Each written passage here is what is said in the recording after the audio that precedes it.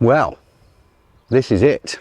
We're leaving Carnarvon on Monday or Tuesday, probably Monday, and it's Saturday today. So I've got a lot to do over the next 2 days to get ready to leave. So in order to prepare for that, I've made myself a little checklist to help myself make sure that I know the boat's ready to go. We're not actually going that far, we're only doing a short passage about 20 miles down the coast. But I just want to make sure that I've not missed anything. Now, this isn't a government inspected, certified, RYA approved boat checklist or anything like that. It's just my own one. So as we go through it, you see if there's anything that you would have left off, if you think that that's redundant, or if there's anything that you think I've missed. Now, if you've been watching the last few weeks, you'll notice that I fitted the anchor windlass and did some wiring over there a couple of weeks ago. So I'm going to start at the bow and just double check my anchoring system and make sure all of the components of that are as they should be. So our main anchor is this one. It's the Mantus M2. It's 65 pounds, so it's 30 kilos. So really it's rated as a storm anchor for a boat this size. We have got a couple of other smaller secondary anchors if this one, for whatever reason, got lost to the depths, but I don't think it will. Attached to that, we've got the Mantus swivel, and I'm just checking that the seizing wire is good on the shackle and on the swivel itself. We've got 70 meters of brand new chain in the locker, and the windlass we know works because we had it up and working the other day. Another thing that I do to stop the anchor from falling in the water if it was accidentally deployed is I have a screw gate and a piece of webbing attached to this forward cleat, but that piece of webbing basically prevents accidental deployment of the anchor.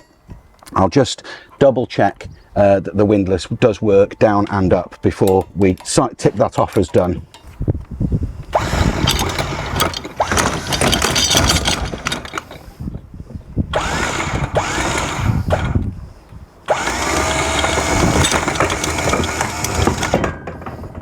So I'm happy with that. The windlass works absolutely fine.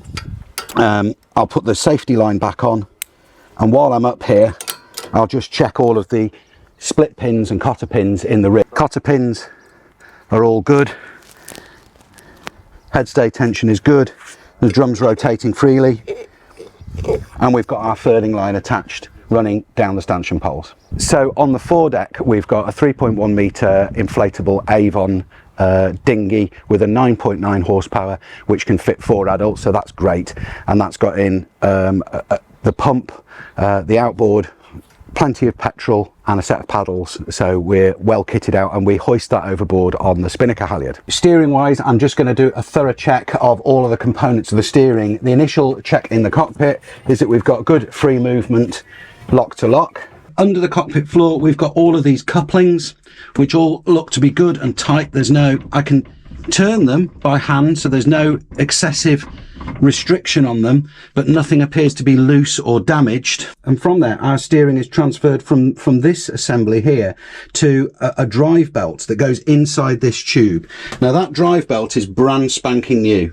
I'm just going to turn the wheel lock to lock and visualize the whole of the belt, the full length if I can, just to see that it's riding okay on these pulleys, these toothed pulleys, and that there's no damage to that there.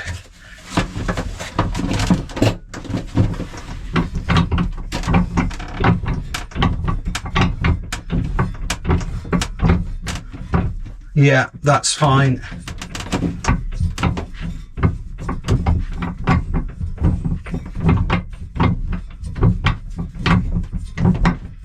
One day I will come and clean up this aluminium tube and clean all the paint off it and repaint it, but it's not essential for this trip, is it? Okay, good. So I'm happy with that. The belt is riding nicely. There's no damage to it, and it looks brand new. Under here, as you will have seen before if you've seen our other episodes, is the autopilot drive unit and chain. All of these couplings look good and strong. There's nothing displaced. All the bolts look tight. So there's no obvious issues there. And when I'm turning the steering wheel, I can't feel any clicks or clunks or nasty noises or resistance. So that all looks good to me. In this one, there's a gearbox that converts that rotational force into lateral force, if you like, and it turns a gearbox that pushes this push rod. Now, I do know that the ball joints on the end of that push rod, they're well greased and they're fine, but they will need replacing eventually. They're not about to break or fall apart, but having visually inspected them and taken them off a little while ago, I am looking to replace those at some point. It's not an urgent job, but it's something that I want to do fairly soon. Otherwise, that gearbox works fine, and as I say, when I turn the wheel, there's no nasty noises or clinks or clunks. What would be great actually would be to have somebody else here to turn the wheel, but it's physically impossible for me to do both at the same time, isn't it? Maybe if somebody else turns up, I might get them to do that. The other end of that push rod comes through to here, which is the other end, the ball joint on the other end. And this, we don't really have a quadrant on this boat. This is just this huge clevis arm, push rod arm. And it's so massively over-engineered. It's ridiculously strong. It's dry as a bone down there, which is good. It's nice. And I can't see any issues to be on visual inspection. And I couldn't feel any on the wheel, as I say. If somebody else turns up today, then I might get them to turn the wheel so that I can look for any anomalies in the way that that's moving, but none of that is unstable or looks to have come loose. Engine, right, the engine is running. I'm going to run the engine up, get it nice and warm, and then when I turn the engine off, I'm going to let that cool for a little bit, let that warm oil sink back into the sump, and then I'm going to check the oil level, the coolant level. We are pumping water. Let's just do a little bit of once over. We've only just started the engine. So we are ticking over at 700 RPM. We're not up to temperature yet. Oil pressure is in the green. Engine is running beautifully. I've been running the engine for about 5 or 10 minutes now. I'm running it in gear as well, not just on tick over, because if you run these engines for a long time out of gear, you can glaze the balls. So I'm running it in gear, put a bit of stress on.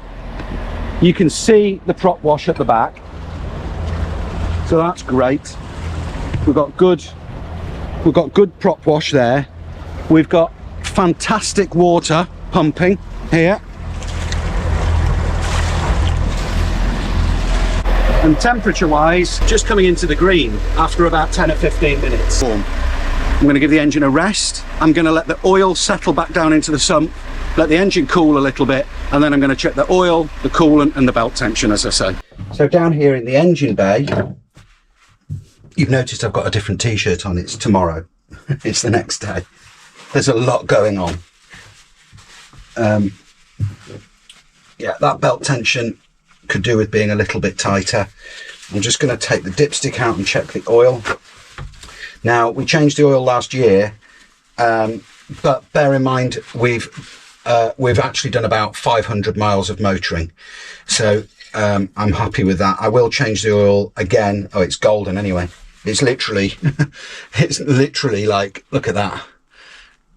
But despite that, I'm happy with the oil. The level is good. The oil looks in excellent condition and it doesn't need changing. But I will change it anyway. Yeah, perfect. Before we head south.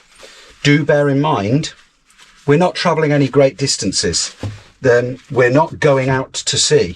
We are going to the next town, and then the next town, and then the next town. So we're only doing a few hours at a time, so we're not sort of going out and bashing this engine for thousands of miles across of ocean. So right, and then coolant level, yeah, that's absolutely fine. Ugh, tastes horrible. I'll just have a quick look at the coolant, make sure there's nothing nasty. Just see there. Yeah, it's absolutely fine. It's clear, it's green, it tastes like coolant. It doesn't taste like any seawater or oil or anything like that. And over here in this corner, you can see the raw water flying through as when the engine's running.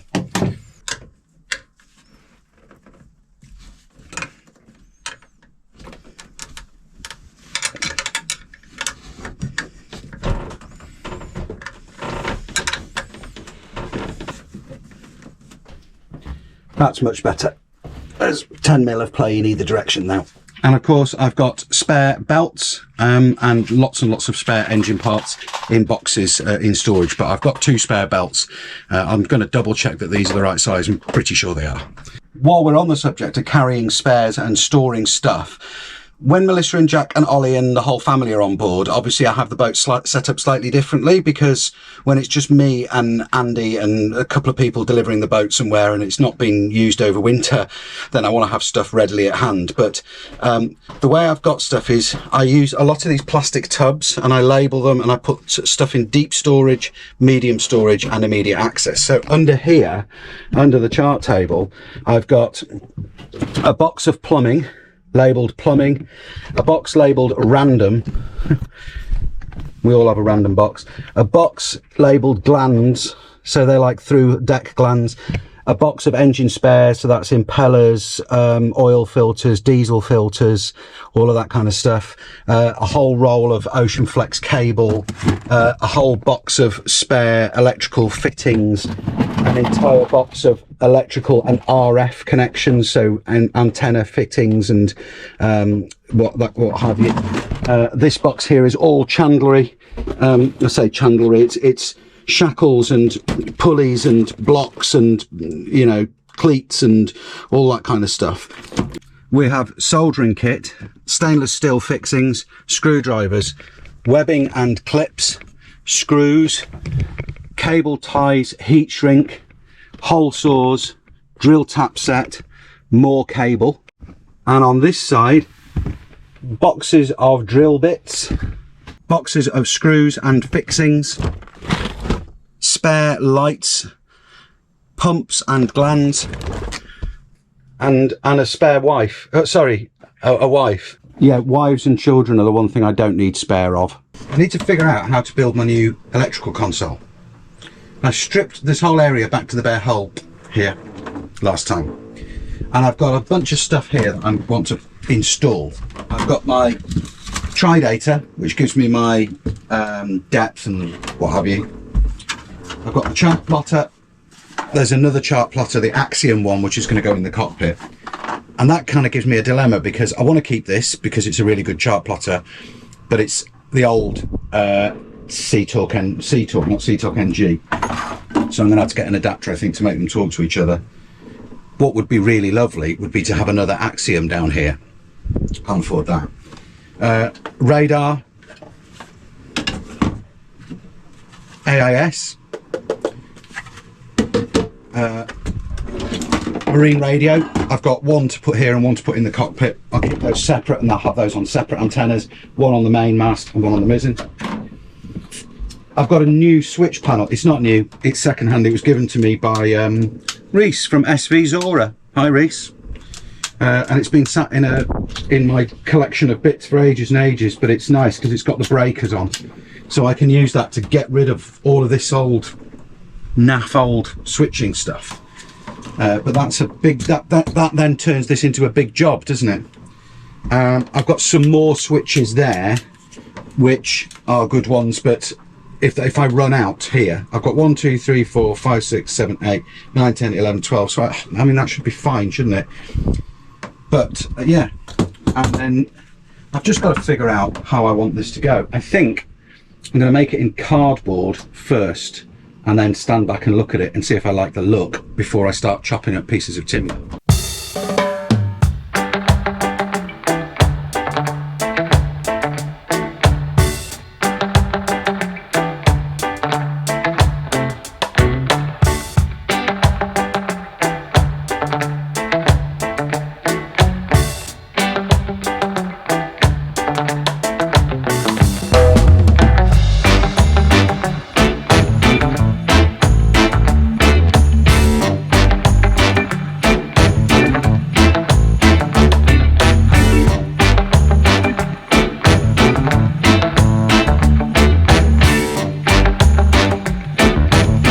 Okay, what do you reckon? 3 panels made from plywood. I'm going to cut a section out, leave a board around the edge and a hinged door.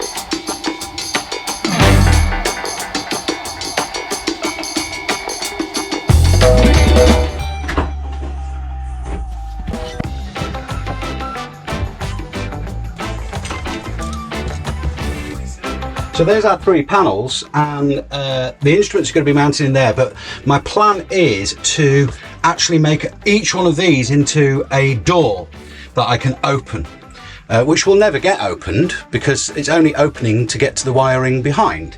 But the point is that then when I do need to get to the wiring behind, I'm not having to get any tools out to do it. So my next step here is to just mark up and carefully cut out each of the doors in the front of this.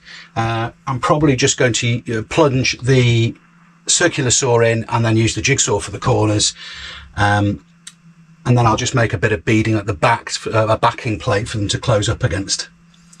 That's the idea. And then of course the whole lot will be covered. It's really nice timber, this. It's proper like hardwood ply. So it would stain and varnish quite nicely. No pun intended, would stain and varnish quite nicely. But I'm probably going to cover it in teak just to keep the aesthetic of the boat.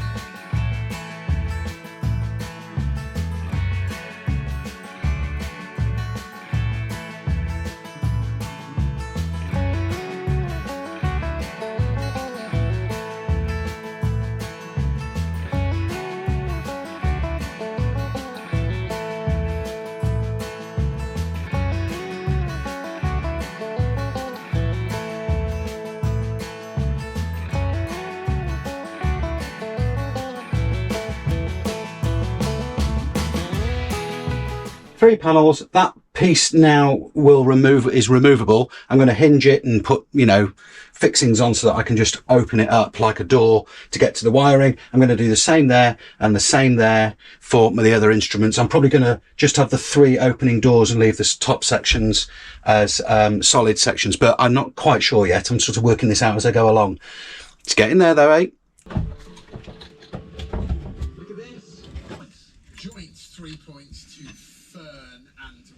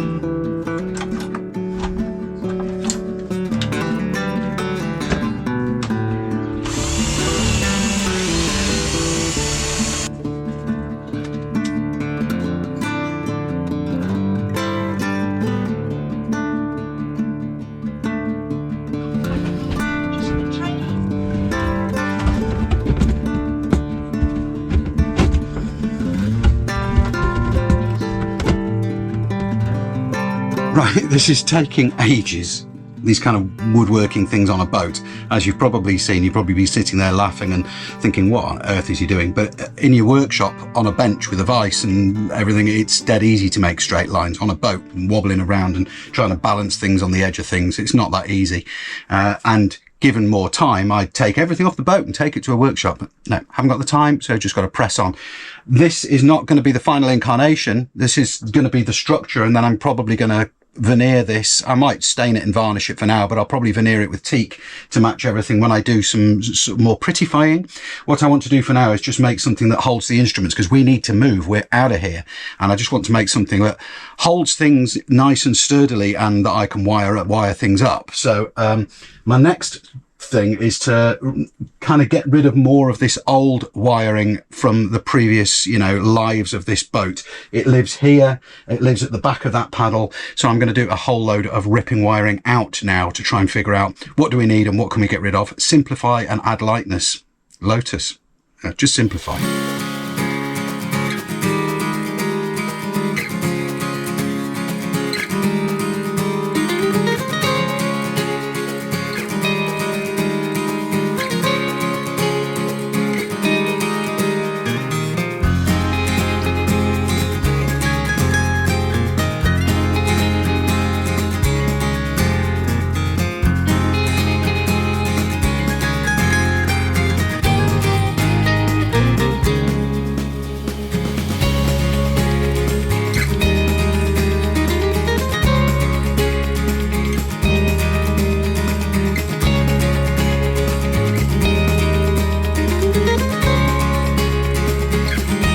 Okay, so we're getting there. This whole area now looks a lot less complicated than it did.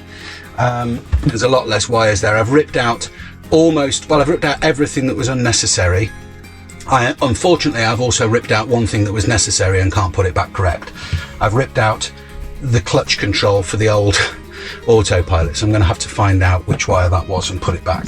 But, you know, there's all kinds of old oil pressure gauges and stuff like that, which long since have been replaced with the new Yanmar engine. They just never ripped the old stuff out. So I'm now going to start rewiring stuff, and I'm going to keep it very, very simple. I'm just going to take a positive and a negative to my switch panel and take it from there.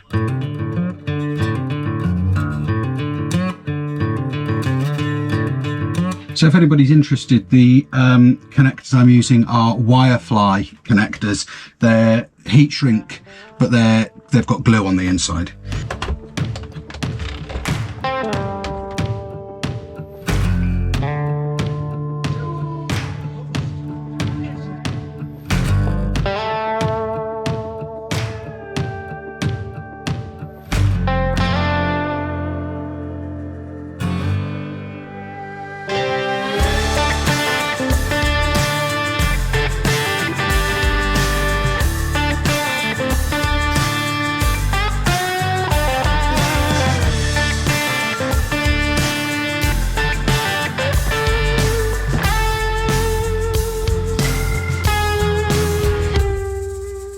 Right, so where are we up to? Engine, good. Runs, starts, gets up to temperature, pumps water, the oil is good, the coolant is good, the impeller is good, the belt tension is good, fantastic. Anchoring system, brilliant. We've got 2 brand new batteries, they're charging up now. Charging the Anchor windless batteries, people have been asking about that. I haven't got a permanent system in store just yet. I'm toying with either going with a DC-DC and Orion off my house bank, or with going with a FET, like a split charge relay off the starter bank, and I'm not sure which way I'm going to go for now. So at the moment I've just got like a normal car battery charger running off AC to charge it, because I haven't decided where I'm going to put my money for that charging system at the minute. But Anchor is good, swivel is good, chain is good, windlass is good, wiring is good. I also changed some of the wiring on the batteries. Some people said that the pigtails were in the wrong order and I should have the positive coming off one battery and the negative coming off another, so I've done that. So anchoring system is good, steering is good, the wheel is good, the binnacle is good, the belts are good, the couplings are good, the chain is good, the push rod is good, the quadrant is good, the autopilot works. Wiring. Down here is a horrible old switch panel. It's there, look. it's got the original instruments from the boat, the original switches, then I'm sure they were very good in their day. Terrible. Sometime in its later life, this boat was equipped with this one, this Axon unit, which has got spade connectors. I've disconnected all of that because I've swapped it for this switch panel, which I've been building over the last few weeks. Some of you will have noticed. The switch panel itself was given to me by Reese from SV Zora. Go check out their YouTube channel. I've got more stuff to mount in here. And if you're wondering, why have you mounted your VHF up there and not put it, sunk it into your panel? I want to buy a new VHF. I want to buy new instruments. So I've only put the minimum of stuff in here at the moment. What I've got is my switches, which go instruments. Look, that works. Nav lights are all working. VHF, watch.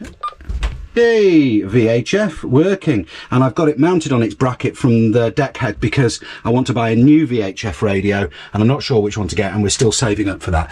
VHF is working, deck lights work, anchor light works, tricolour light works, steamy light works, autopilot clutch works, cabin lights work.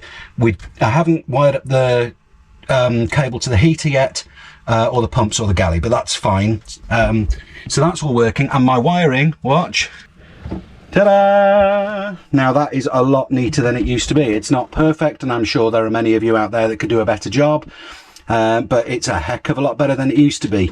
So all my positives are coming off the switch panel, all of the negatives go into that negative bus bar, and I've got nice beefy cables bringing power in and out. So that's really nice, and I'm going to, cosmetically, I don't know, I'm either going to veneer that with teak, or I'm going to cover it in white melamine and it'll be trimmed out. I'm not exactly sure yet. But it doesn't matter. That's cosmetics, isn't it? So that's fine. What have we got left to do then? Well, navigation. Now, we use paper charts. We have paper charts here for all the area that we're in, and we've got all of the pilot books. We've got Anglesey and Adjoining Waters. We've got Dave Rainsbury's Irish Sea Pilot, and I know the area really well, and it's really well buoyed. So in this drawer I have got paper charts, Portland course computer, all my coal regs. Look, look, lights and coal regs, because you know you learn all this stuff and sometimes you need to jog your memory. I've got a calculator, pencil, eraser and sharpener and pencils, and I've got my tidal, Admiralty tidal charts, all of the symbols and abbreviations, and I've got all of the other charts for the area. Now that's our basic go-to. Of course, you know, my dividers, and I've got a sighting compass and all of that stuff. So that's all your basic stuff. This old plotter, it's actually not that old, it's a Raymarine A60, still works perfectly, nothing wrong with it at all. I've got till the end of tomorrow to mount this, so I'd probably just stick that up there. But to be dead honest, for what we're doing over the next few days, I don't even need a chart plotter at all. I know the route off the top of my head, so I don't have a lot of time on my hands, and I may not wire that up. Now that one, also the disadvantage with that, it's very good chart plotter, but it does need an external GPS antenna. So alongside that, we have got, this is a brand new, still in the box, Axiom 7, which I've been wanting to install for ages. And this one, you don't need a separate GPS puck for it. It's got its own GPS built in. Still got cellophane on the screen. So I can install that if I want to, but I may not do because I might not have time. And alongside that, I've got this. This right here is the DOOGEE Ruggeed tablet. Now you'll be aware that over the last few months, us on Sailing Melody have been working with DOOGEE. So this is an advert for the DOOGEE R20, right? Disclaimer up front. We wanted a rugged tablet for the boat. So we've paid for this by telling you guys about it. So it's not that we're getting free handouts from DOOGEE. It's that we're on the hunt for a rugged tablet. We want one of these, and I'll tell you why in a second. But rather than pay for it in handing over money, we pay for it by going, yeah, we'll tell our YouTube followers about it. But why do we want it? Well, I've got one of these, right? And normally most people these days run some form of navigation software on their phone or laptop, iPad or anything like that, tablet of some sort. And the issue is that a lot of those aren't particularly waterproof. And I've got one of these armoured cases, Armour X case for my iPad mini. And I have been running Navionics and other software on my iPad mini. But the advantage with this thing is that it's completely 100% waterproof. Like, I think you could probably dive with it. Spec-wise, this is IP68 and IP69 waterproof and dustproof. It's got a temperature rating from minus 40 degrees C to plus 70 degrees C. And if you've ever left your iPad out in the sun and it goes overheating, and it, you know, decides it doesn't want to play anymore. It's got a 10.4 inch screen. It's got the battery on this is 21,600 milliamp hours. Okay. It supports fast charging. Now I've had this on for 6 days, I think. It's not even showing any signs. That's another thing about the iPad. Very often I've used my iPad with Navionics and other software in the cockpit to navigate with. Works great. But the battery dies really quickly. I've got a USB socket in the cockpit, but the thing is, here's another thing. As soon as you put an iPad in one of these, you've got this rubbery screen, which is crap basically for using the touch screen. And what I had to do to be able to keep it on charge was drill a hole in the side of the case, which means it's not waterproof anymore. Whereas with this, you don't need to, because the battery lasts for literally days now. And I'm talking no word of a lie, literally days. So the spec is 1,781 hours on standby, 125 hours calling, you know, in operation, 38 hours if you're permanently interacting with the web, and 27 hours of continuous video watching. Okay, so that gives you an idea of the kind of capacity of this thing. Built-in storage wise, it's 256 gig, which is massive. And you can put into this an SD card, which is up to 2 terabytes.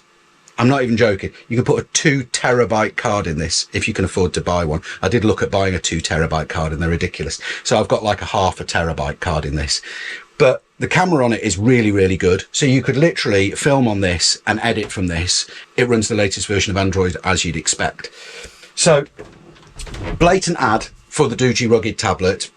It's really, I think it's a competitor to like the Tough Book or the Tough Pad that I think, is it Toshiba or Panasonic, or the Panasonic Tough Pad, but it's in the 300 quid price bracket. Let me be very clear. I wouldn't be advertising this if we hadn't already been happy with the 2 other DOOGEE phones that we've had from them. We've had them, we've used them, they're fantastic. If they'd have approached us and said, do you want to review the R20 as well? And we weren't happy with the phones, I'd have gone, well, no, thank you. Because we get asked to review lots of stuff. We get asked to review gaming apps and you know, bits and pieces of all kinds of stuff. And we only review stuff on the channel which we think is actually going to be useful to us, and stuff that we think, well, I'd probably buy that anyway. So rather than buy it and pay cash, I'd rather get it from them for free, so to speak, and bang on about it on the YouTube channel, because I think it'll be useful to you too. I'm not wasting your time by showing you this. I don't think I am. But that's what I'm going to be using probably for the next 48 hours for navigating from here up the coast. And you know, how many of us these days on boats are using a tablet and some form of mapping software as our primary form of navigation? And yes, I've got expensive chart plotters and I've got charts, as you've seen, but for the time being, that's the baby. Follow the link in the description to go and have a look at the details yourself. And if you read the blurb in the description, there's a little bit more information about it there. Okay, so what about safety? Well, of course, we've got our foul weather gear ready, but it's blazing sunshine. I doubt we're going to need that. We've got our life jackets, and I have my own particular rules. Everybody has their own rules on their boat about when life jackets should be worn. For me, in benign conditions, in good weather, I leave it up to individuals, obviously not the kids, but I leave it up to individual adults to decide for themselves if they want to wear their life jackets. I insist that everybody put their life jacket on after dark, or if the weather picks up, or if I just start to feel like things are starting to turn a little bit serious, then I say, if I have a gut feeling, you know, the weather's turning, the sea state is picking up, then I say, right, life jackets on everybody, please. and it's similar with clipping in. But in terms of life jackets, so long as everybody's got one and it's in date and it works, then I'm happy for adults to make up their own mind about whether they put a life jacket on. What about the other safety equipment? Well, we've got a set of flares which I've just got out, and I've just realised that they're expired on 0224. Now, I don't know your feelings on this. My own feelings are nothing wrong with them. They're absolutely fine. They expired in February and it's now May. Well, it's not like they're, you know, gone off, or, you know, they're going to explode in your hand. I'm 100% sure that they're absolutely fine, but I will buy a new pack soon. We've also, of course, carry a really decent torch, so that if we do end up coming onto a mooring, picking up a mooring ball or anything like that after dark, we're not planning to on this trip, everything's daylight, but if we do, we've got a decent torch, and we've got a knife, a couple of different knives that we keep around just in case anything needs to be cut free all of a sudden. We've also, of course, got the tender, we've got a life raft, we've got I've made sure that the paddles are in the tender and the pump is in the tender, and we've got fuel for the outboard and 2-stroke oil for the little outboard, so all of that is covered. Right, sails, do our sails work. First thing I'm going to do is pull out our head sail, pull it all the way out and reef it all the way back in, just to make sure that everything seems to be working there.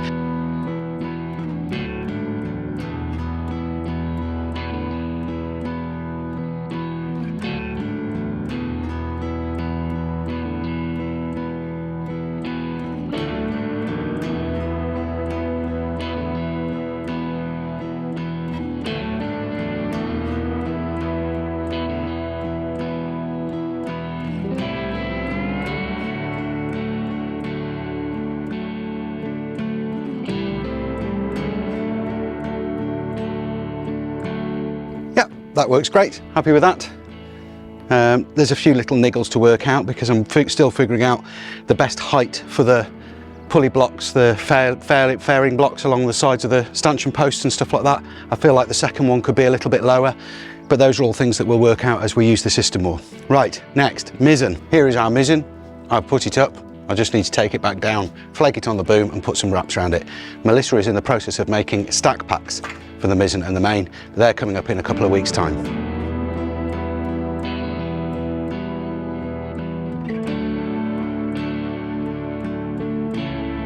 So that's the mizzen flaked on the boom and ready to go. The mainsail has got a bag over it. As I say, Melissa is making a stack pack currently.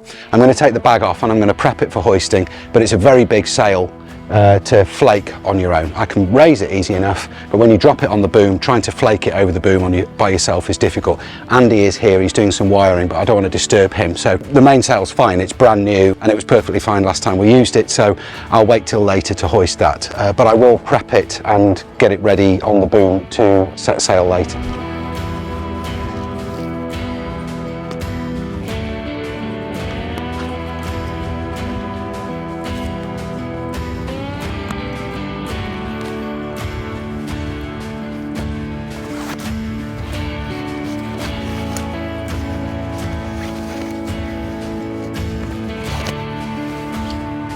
Okay, good. So we've got a head sail, a mainsail and a mizzen all working, all going up and down nicely, all doing exactly what they should do. There's not a lot left to do. Okay, so here's my checklist for before we leave. This isn't the official RYA thing, it's just my own checklist. Engine. The isolator key is present, the starter batteries are all charged up, the engine starts and runs perfectly and is pumping water beautifully. The stop cable operation works fine, the engine oil is checked and all fine, and the coolant is checked and all fine. The diesel, the day tank is full and we've got 25 litres spare in cans. The impeller is not changed but it's working okay, and I will get a new impeller and a spare new impeller as soon as possible. Sails. The head sail is in good condition and the furling system works. The mainsail is brand new and is in perfect condition. The mizzen sail is checked and in fine condition. The halyards and warps are all checked and prepped, and we've got spare lines prepared and stored. Steering system, all the components are checked and in good order. The autopilot seems to be working fine, but I guess we'll find out, won't we, when we get out there. The switch panel is wired up mostly. The anchor light works fine, the steaming light's working, the tricolour works, the bow nav lights work, the stern light is good, the deck lights are good. One of the deck light bulbs is gone, but I'll change that as soon as I can. The depth sounder is working. The paddle wheel doesn't work. I think the wheel is jammed, but again, we'll find out. The VHF works fine, and we carry 2 handheld VHF radios. The bilge pumps are all installed, checked and working. Anchoring system, the anchor is checked, the swivel is checked, the chain is good, the bitter end is checked and secure, the anchor windlass is working perfectly, and the anchor windlass batteries are fully charged. I do need to install a DC-DC or a split charge relay to charge those fairly soon, but they're charged up. The mooring warps are checked and prepped, and the boat hook is checked and present. The water tanks are full and the pressure pump system works fine. The drinking water side of things, we carry drinking water separately in bottles rather than drinking from the tanks. Life jackets, yep, they're all checked and present. We've got spares as well. The flares are all checked and present. The Danboy and life ring are checked and prepped. The life raft is checked and prepped. The dinghy tender's checked and prepped. The outboard is on the dinghy ready, and the petrol for the outboard is in the dinghy ready. Propane tanks are full, the cook is working, the lithium battery banks are all charged, the interior lights all work, we've got plenty of tea bags, plenty of snacks and food, and we've got a bottle of champagne to toast our setting off. So if you can think of anything I've missed off that list, and I'm sure you can, please let me know in the comments. So the only thing left to do, as you can see, there's a few things to tidy up on the deck. I've got to put a few things away, get up the fenders in, untie the lines, disconnect the electric, not necessarily in that order, and off we go. I've got Andy Darlington with me, who's been a fantastic help through months and months of these projects, and I've got Lee, who was here last week helping with the roller reefing, and I think Melissa and Jack and Ollie may be joining us, but they might not. It depends on the weather and what else is going on. So the next thing that you will see is us finally leaving. We've moved over onto the fuel pontoon. The gate's there, there's plenty of water, the engine is running, it's time to leave. On board we have me and Melissa and Andy, and Lee is up the front. And in the front cabin, in the forepeak, we have currently Jack and Ollie. Say hello. Say hi. hi. So they're just sitting there while we come out of the marina. Yeah, this is it. We're off to go sailing. We've been here for over a year. We've had a baby in that time. Yeah. And although we're going slightly north today. Yes, we're going north for 2 weeks and then we're going south. Yeah, but there's reasons for that. Leaving our home port today. And I'm nervous as hell. It's all good. We're fine. I'm sure it'll be fine. Feeling the weight of responsibility. Yeah, last time we didn't have a baby with us. So that's the end of this episode, and you're not going to see us leave. Oh. Where you see us leave in the next episode. See you later, everybody. Bye.